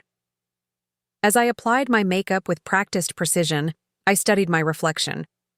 At 62, my face showed the passages of time in ways that couldn't be completely concealed, lines around my eyes from decades of strategic calculation, a certain firmness around my mouth from years of holding back my true opinions in service to Ted's ego and our family's advancement. But my eyes remained sharp, focused, undefeated. The silver threading through my dark hair, which I had never bothered to color, now seemed less a sign of age and more a badge of earned wisdom. I finished with pearl earrings, not the anniversary set from Ted, but my grandmother's simple studs that had been her only valuable possession.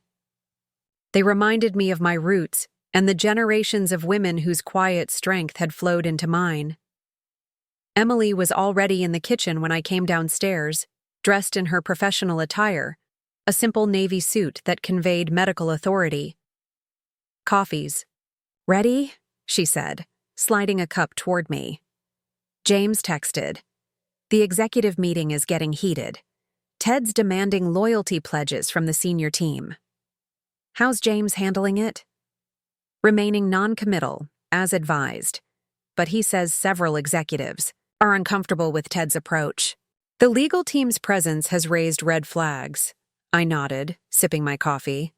That works in our favor. Corporate attorneys in emergency sessions tend to make people nervous about potential liability. Emily studied me over her mug. You're remarkably calm for someone about to potentially lose everything or gain an empire. I'm not gaining an empire, Emily. I'm reclaiming what I helped build but never received credit for. I checked my watch. A vintage Patek Philippe that had been my one significant personal indulgence, purchased with my separate investment funds on my 50th birthday. We should leave in 20 minutes. Victoria will meet us at her office for final preparation. As we were gathering our materials, the doorbell rang unexpectedly. Emily glanced at me questioningly. I'm not expecting anyone, I said, moving to the entryway.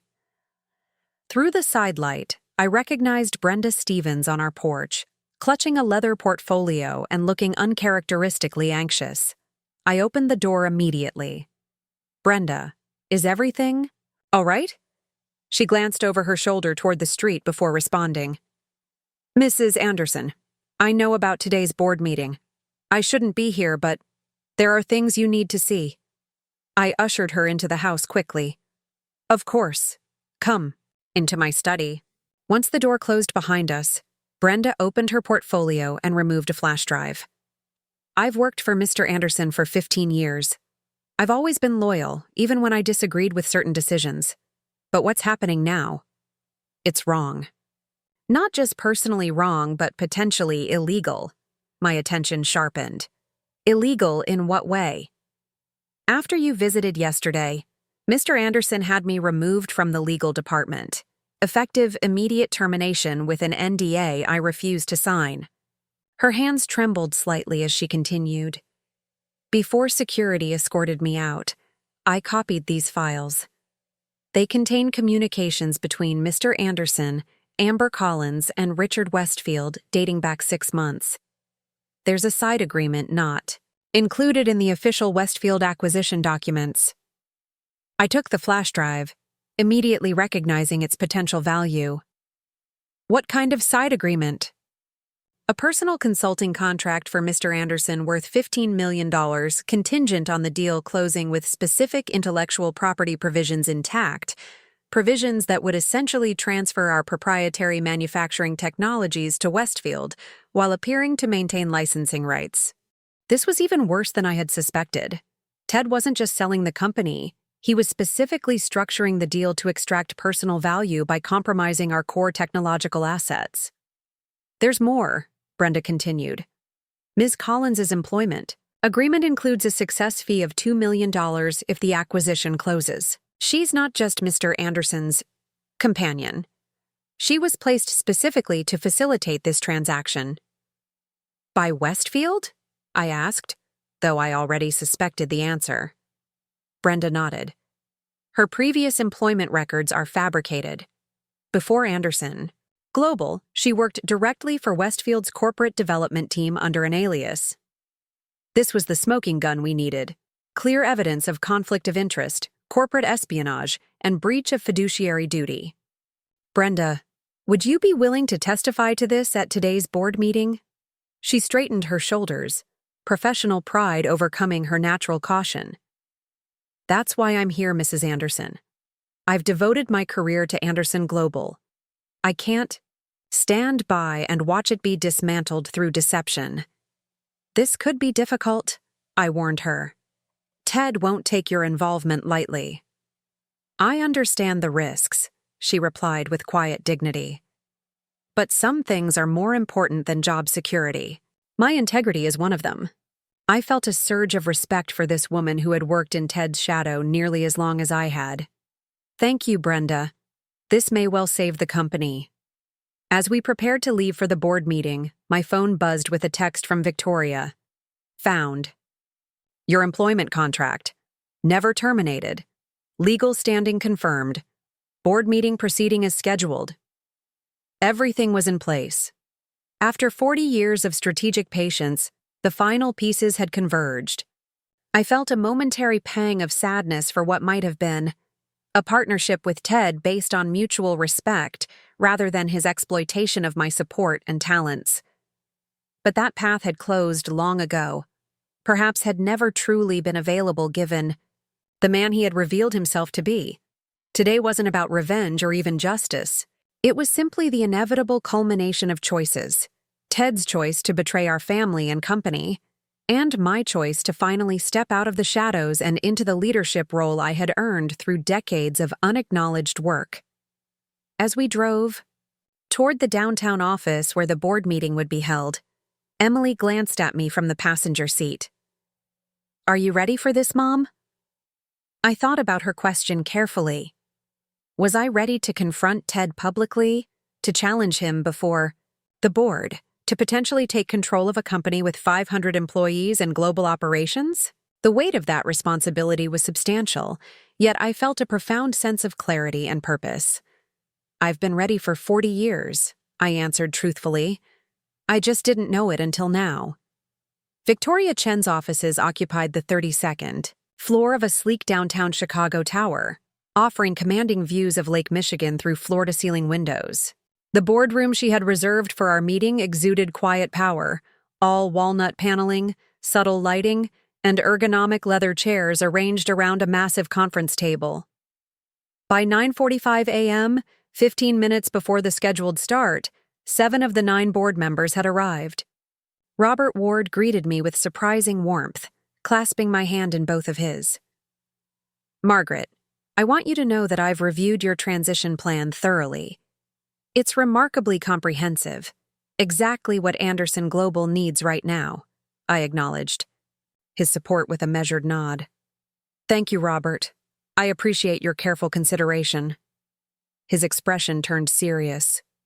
"I should apologize for my role in the Westfield situation. Richard convinced me it was the only viable path forward. I didn't fully understand Ted's personal motivations until you brought them to light. We all have blind spots where longtime colleagues are concerned," I replied diplomatically, knowing that maintaining Ward's support would be crucial in the coming confrontation.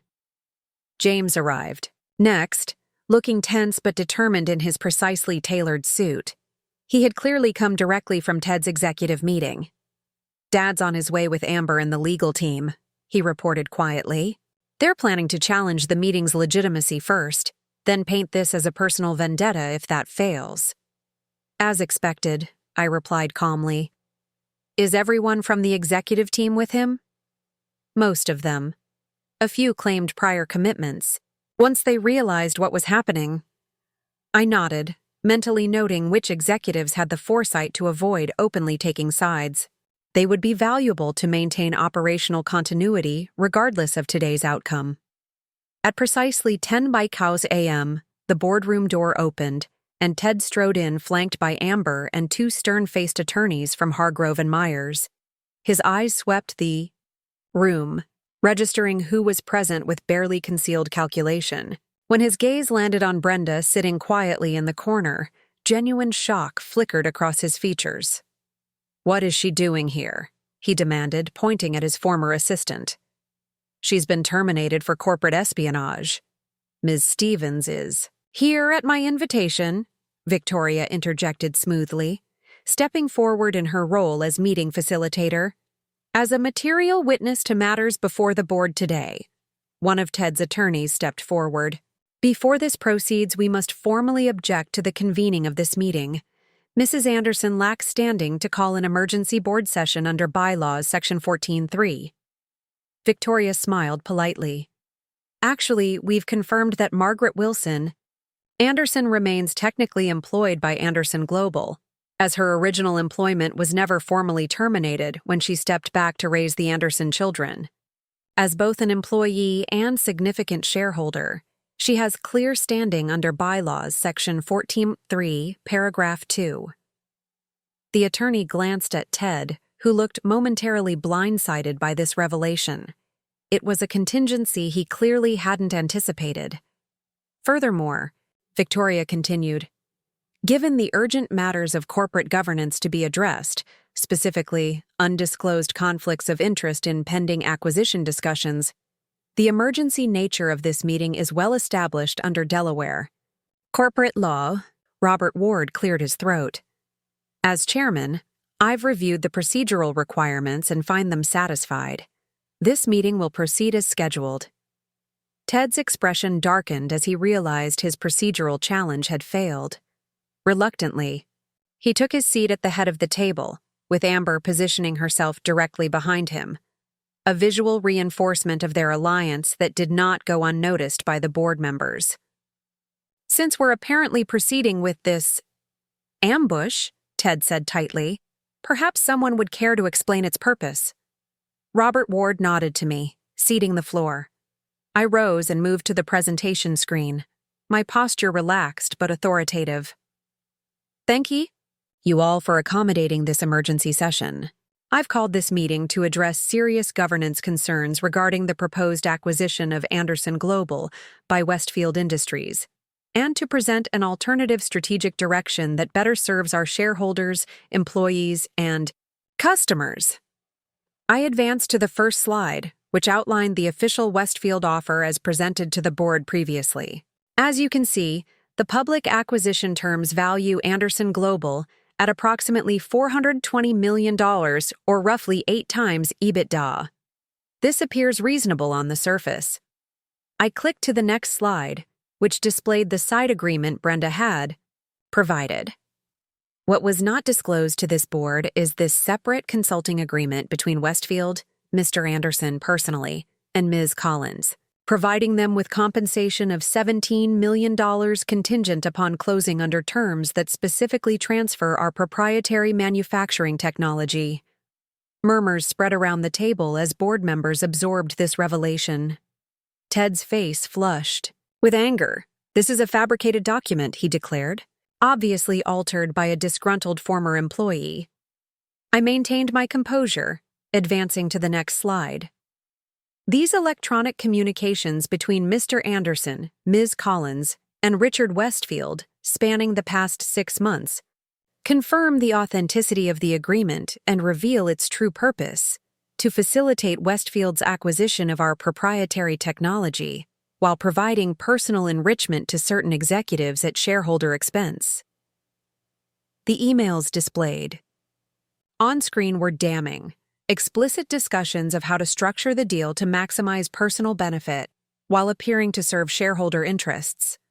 This is illegal corporate espionage, Ted sputtered, looking to his attorneys for support. These are private communications obtained without authorization. Actually, Brenda spoke up from her corner, her voice steady despite Ted's glare. These documents were accessed through my legitimate administrative access during the course of my duties as directed by Mr. Anderson himself. When I raised concerns about potential conflicts of interest, I was abruptly terminated. Ted turned to the board, attempting to regain control.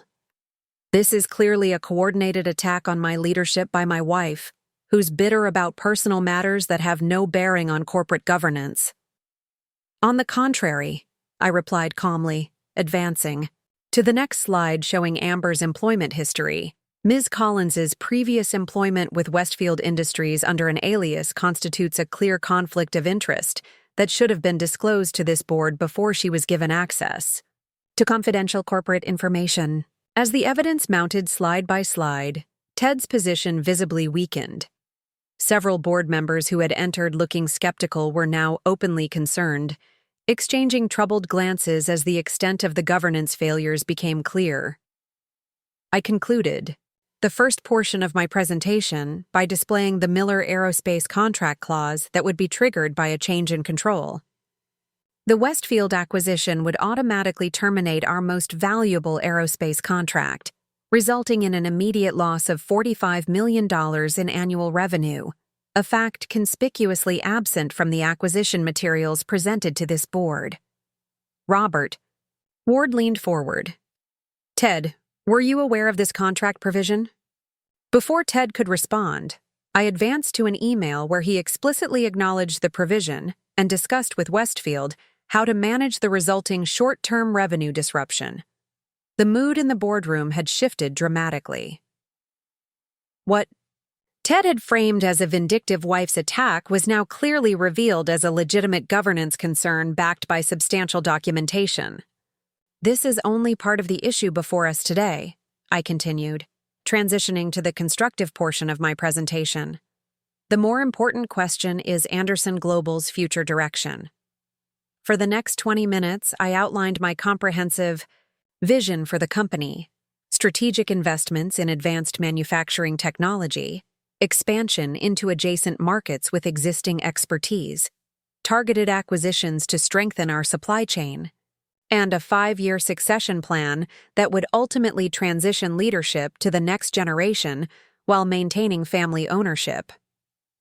As I concluded, the contrast was stark. Ted's secretive deal that prioritized personal gain versus my transparent plan focused on sustainable growth and stakeholder value. In light of these governance concerns and the clear conflict of interest in the Westfield negotiations, I move that the board suspend Theodore Anderson's authority as CEO pending a full investigation, and appoint an interim chief executive to ensure operational continuity, Robert Ward proposed formally. "I second the motion," said Dorothy Keller, our longest-serving independent director, who had remained silent throughout the presentation, but whose expression had grown increasingly troubled. Ted stood abruptly. "This is outrageous. I built this company from a regional manufacturer into a global enterprise. You can't seriously consider removing me based on my wife's vindictive fabrications." "Ted," Robert replied with surprising gentleness, "the evidence speaks for itself. The side agreement alone represents a breach of fiduciary duty that cannot be ignored." "And who exactly would you appoint to replace me?" Ted demanded. "None of our executives have the experience or industry relationships to maintain our customer base." Robert glanced at me, then back to Ted. "The board believes Margaret Anderson has demonstrated both the strategic vision and detailed operational understanding necessary to serve as interim CEO while a full investigation proceeds." The shock on Ted's face was profound, a mixture of disbelief, betrayal, and sudden comprehension as 40 years of underestimating me culminated in this moment. "My wife?" He laughed incredulously.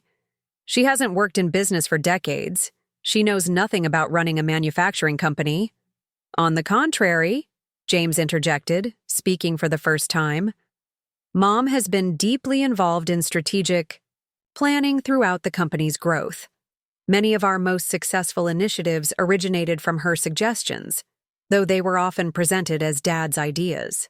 Ted turned to our son, genuine hurt crossing his features. "You too, James? My own son?"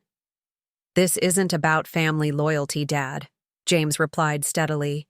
"It's about protecting the company that employs 500 people, including dozens of families who've been with us for generations. The Westfield deal would destroy half those jobs while you walk away with millions. That's not the legacy Anderson Global should have." Robert Ward called for the vote. One by one, board members cast their ballots, 7 in favor of suspending Ted and appointing me as interim CEO, with Ted himself and his longtime friend William Parker the only opposing votes.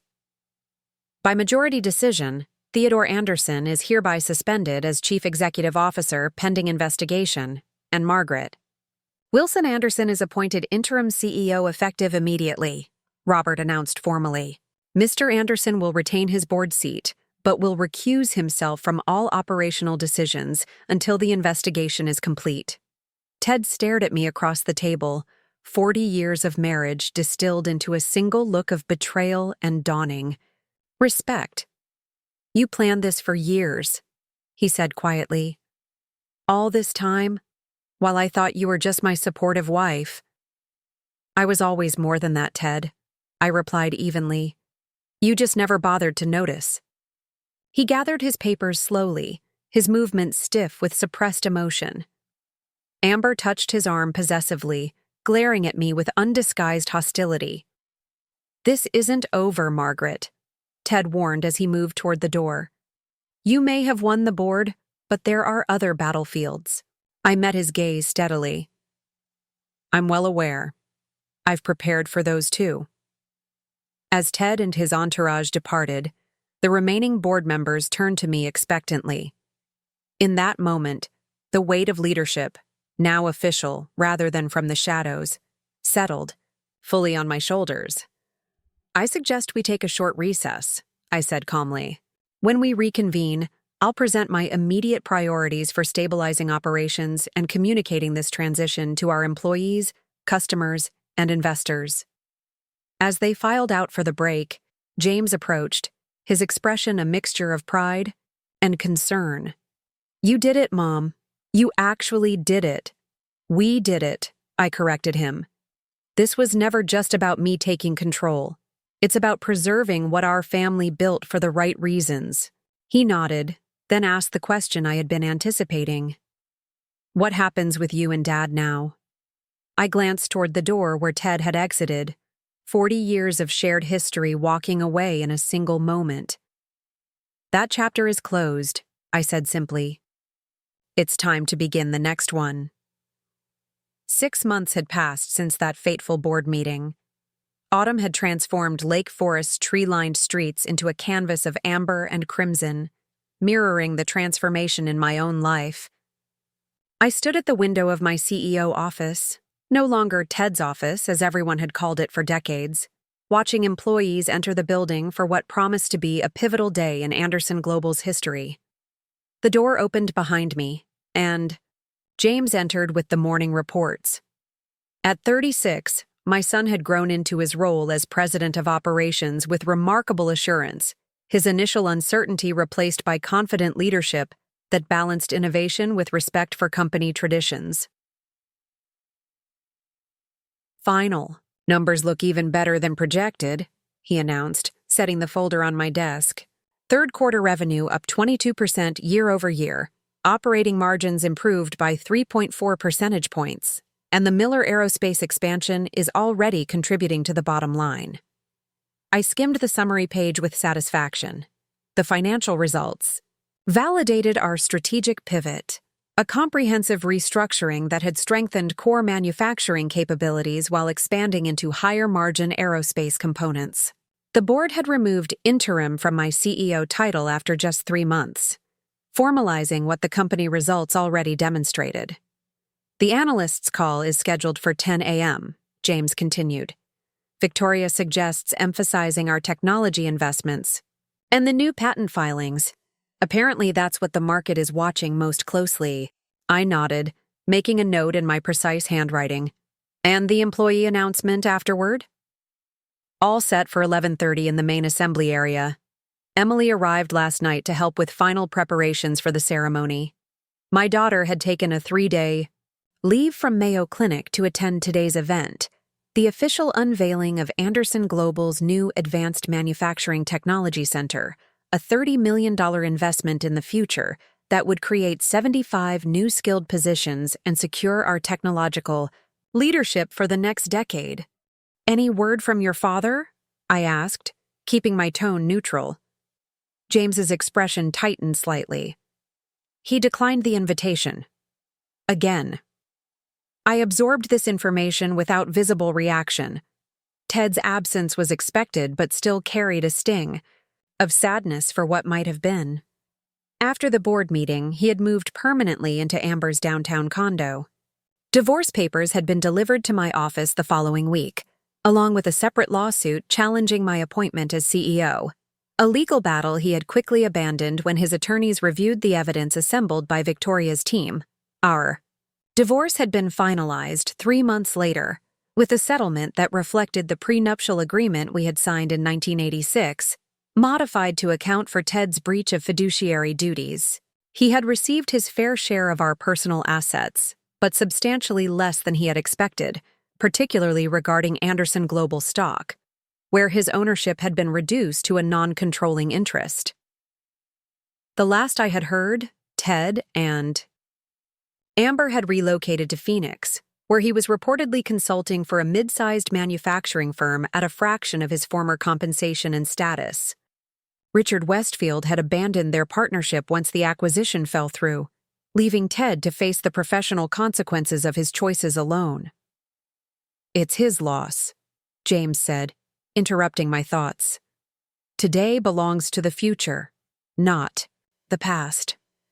I smiled at my son's perception. You're absolutely right, and we have much to celebrate. The Technology Center represented more than just a capital investment. It embodied our new corporate philosophy: sustainable growth through innovation rather than cost-cutting, collaborative leadership rather than autocratic control, and a commitment to the communities where we operated rather than maximizing short-term returns for a few executives. By noon, both the analyst call and employee announcement had exceeded expectations. Financial markets responded enthusiastically to our results and forward-looking investments, driving Anderson Global's stock to an all-time high. Employees who had feared for their jobs under the Westfield acquisition now celebrated expanded opportunities and renewed purpose. As workers enjoyed the catered lunch that followed the ceremony, Emily joined me in a quiet corner of the factory floor. Quite a transformation in 6 months, she observed, watching teams of employees mixing comfortably with executives in a way that would have been unthinkable under Ted's hierarchical leadership. It's not just the business results, it's the culture. You can feel the difference. Culture drives results, I replied, not the other way around. Your father never fully understood that. Emily studied me carefully. Do you ever regret how things ended between you? It was a question I had asked myself many times over the past 6 months. Did I regret the dissolution of a 40-year marriage? The public confrontation that had forced Ted to face his betrayal? The loss of the partnership we might have had if he had valued my contributions from the beginning? I regret that it became necessary, I answered honestly. I regret that Ted couldn't see me as an equal partner until I forced the issue. But I don't regret standing up for what I built or refusing to let his midlife crisis destroy hundreds of livelihoods. Emily nodded thoughtfully. For what it's worth, I think you made the only choice possible under the circumstances. Dad created this situation, not you. We all make choices that set our paths, I said, watching Robert Ward and his wife Sharon chatting with assembly line workers nearby. The Wards had become unexpected allies in the company's transformation, with Robert providing crucial board support for our new strategic direction. Our conversation was interrupted by Victoria, who approached with uncharacteristic excitement. Margaret, there's someone here you should meet. She gestured toward an elegant woman in her 70s, impeccably dressed in a tailored pantsuit that signaled both authority and refined taste. Margaret Anderson, may I introduce Elise Montgomery, CEO of Montgomery Precision Technologies. I recognized the name immediately. Montgomery was a leader in specialized manufacturing for defense applications, a potential strategic partner we had been cultivating for months. Ms. Montgomery, I greeted her warmly. What an unexpected pleasure. We weren't scheduled to meet until next week in Washington. Elise Montgomery's handshake was firm, her appraisal direct. I decided to see for myself what all the industry buzz is about. 40 years in manufacturing, and I've rarely seen a company transform so dramatically in 6 months. We had strong foundations, I acknowledged. Sometimes all that's needed is a shift in perspective and priorities. And leadership, she added pointedly. I've followed your story with interest, Margaret. Not many women our age get second acts like this, particularly after decades in supporting roles. There was understanding in her expression that spoke to shared experiences in a male-dominated industry. Like me, Elise had begun her career in the 1980s when women executives were rarities treated as novelties or threats. I wasn't planning to discuss this until our formal meeting, she continued, but seeing your operation firsthand has confirmed my instincts. Montgomery is interested in exploring a strategic merger with Anderson Global, not an acquisition, but a true combination of equals that would create the most advanced precision manufacturing company in North America. The proposal was unexpected but intriguing, precisely the type of partnership I had envisioned when developing our new strategy. I'm certainly open to exploring possibilities, I replied. Excellent. Perhaps dinner next week to discuss preliminary terms, CEO to CEO, woman to woman. After exchanging contact information and pleasantries, Elise departed to continue her tour with Victoria, leaving me with a sense of expanding possibilities I hadn't anticipated. A merger? Emily remarked. That would be quite a development. A possibility worth exploring, I agreed. Montgomery's defense contracts would complement our aerospace focus perfectly, and their European presence could accelerate our international expansion by years. James joined us, having overheard the final part of the conversation. Strategic vision in action, he observed with a smile. From supportive wife to CEO to potential architect of an industry-transforming merger in less than a year. You never stop surprising us, Mom. As the afternoon event concluded, I found myself drawn back to my office for a moment of quiet reflection before the executive dinner scheduled that evening. The space had been thoroughly redesigned since Ted's departure, the dark mahogany and leather replaced with lighter woods and more collaborative seating arrangements. The ego wall of personal achievements transformed into displays of team accomplishments and future objectives. Only one element remained from Ted's era. A simple silver frame on my desk containing a faded photograph from 1985 showing two young, MBA graduates with arms linked and futures bright with promise.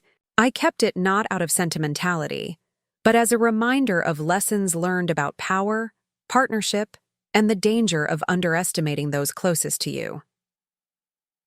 A knock at my door interrupted my thoughts.